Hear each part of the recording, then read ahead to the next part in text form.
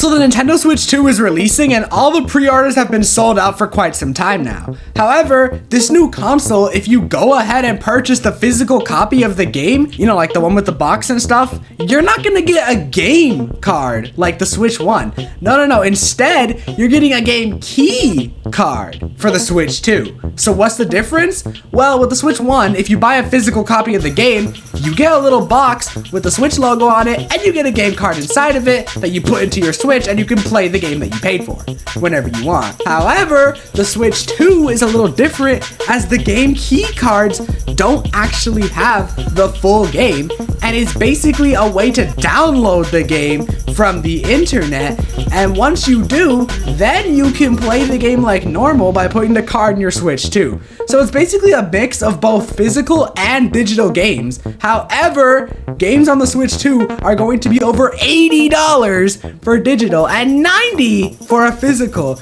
And now it's barely even a physical copy anymore. It's to a point where you're basically just paying for the box art. So basically you don't even own the game. You're basically just getting a license to play the game that Nintendo still owns, which is absolutely insane. With the Switch 2, people who bought physical copies of games are now gonna feel left out or pressured to switch to buying digital games, which is probably exactly what Nintendo wants. For a $90 game, you should not only be able to own the thing you paid $90 for, but on top of that, you're just outright getting scammed if you're walking over to your local GameStop and dropping $90 for one of these Nintendo Switch 2 games just to have it barely be a physical copy that you barely even own. You might as well buy the digital one for $80 instead. At this point, Nintendo made them basically the same thing pretty much.